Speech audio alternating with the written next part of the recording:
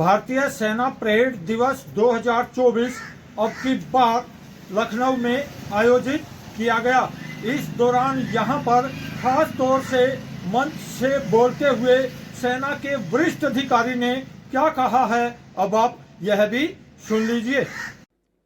आज के दिन हम उन वीरों को श्रद्धांजलि देते हैं जिन्होंने राष्ट्र की रक्षा में अपना जीवन का सर्वोच्च बलिदान दिया। उनके बलिदान और शौर्य की गाथा हमें सदैव प्रेरित करती रहेगी।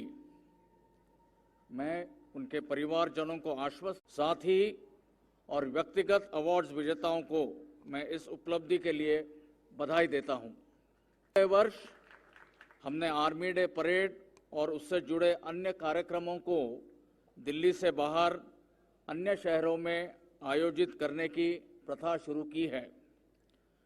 हमें खुशी है कि 76वीं आर्मी डे परेड का आयोजन लखनऊ में किया जा रहा है। इस शहर और क्षेत्र का इतिहास देश की आज़ादी के संघर्ष में योगदान देने वाले वीरों की शौर्य गाथाओं से भरा पड़ा है। यह कार्यक्रम उन सैनिकों के संघर्ष तथा बलिदान को समर्पित है।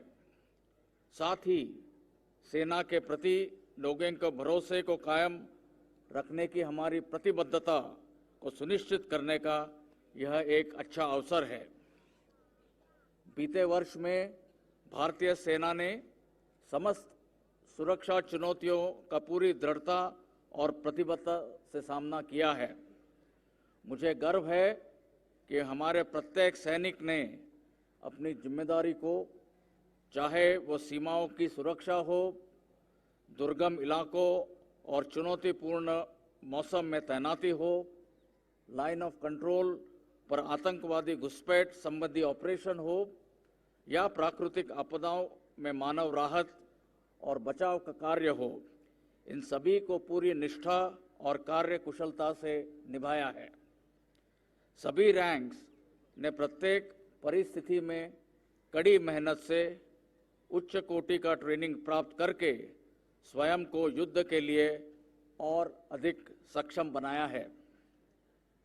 उत्तरी सीमाओं पर हमारी सेना किसी भी स्थिति से निपटने के लिए पूरी तरह तैयार और सक्षम है। उत्तरी सीमाओं पर अपनी क्षमता को विकास करने के लिए हमने कई ठोस कदम उठाए हैं।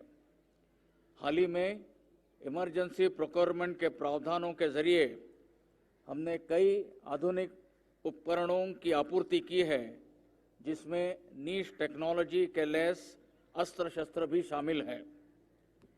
सीमा क्षेत्रों में क्रिटिकल इंफ्रास्ट्रक्चर को विकसित करने की दिशा में खास ध्यान दिया गया है और इसमें अच्छी प्रगति भी हुई है।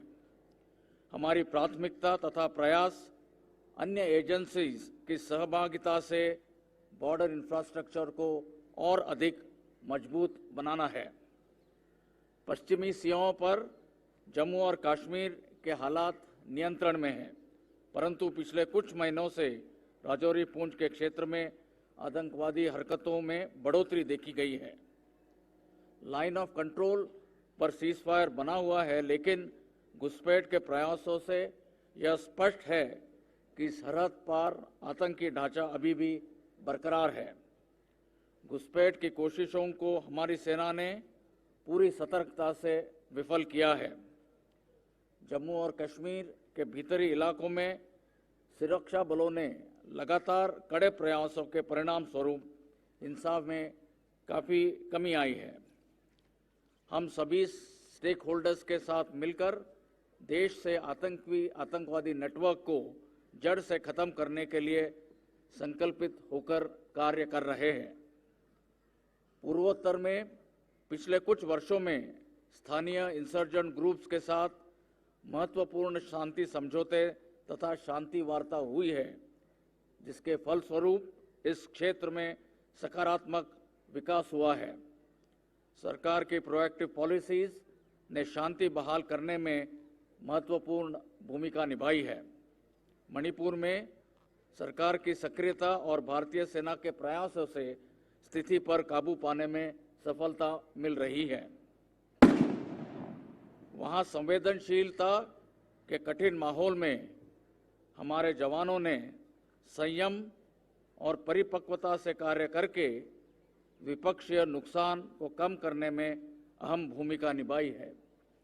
राज्य में शांति और सद्भाव स्थापित करने की दिशा में ठोस प्रयास जारी है। आज हमारा देश एक नए युग की कगार पर खड़ा है। 100 वर्ष पूरे होने के अवसर पर एक विकसित राष्ट्र के रूप में उभरने का संकल्प लिया है। हमारे देश को प्रगति और विकास के पथ पर अग्रसर रहने के लिए एक स्थिर और सुरक्षित वातावरण आवश्यक है, जिसको अंजाम देने में भारतीय सेना की अहम भूमिका है। एक मजबूत सशस्त्र सेना द्वारा ही हम एक स्थिर और सुरक्षित वातावरण बना सकते हैं। भारतीय सेना देश की प्रगति में एक प्रतिरक्षक का दायित्व पूर्ण रूप से निभाएगी। मैं देशवासियों को विश्वास दिलाना चाहता हूं कि हमारी सेना एक वेल ट्रेन्ड, सुसज्जित और बैटल हार्डन सेना है, जो देश पर आने वाले संकट और चुनौतियों का सामना करने के लिए हमेशा तैयार है। पिछले साल मैंने आर्मी डे का संबोधन इस दौरान खास तौर से 14 वीर जवानों को सेना मेडल से भी नवाजा गया। राजेश खत्री, लखनऊ, उत्तर प्रदेश।